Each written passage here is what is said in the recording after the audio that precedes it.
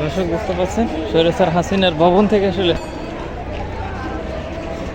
Rod কেটে কেটে নিয়ে যাচ্ছে। দর্শক দেখতে পাচ্ছেন এই মুহূর্তে আমরা সরাসরি আপনাদেরকে দেখাচ্ছি। দর্শক যে যার মতো করে আসলে কেটে নিয়ে যাচ্ছে। দর্শক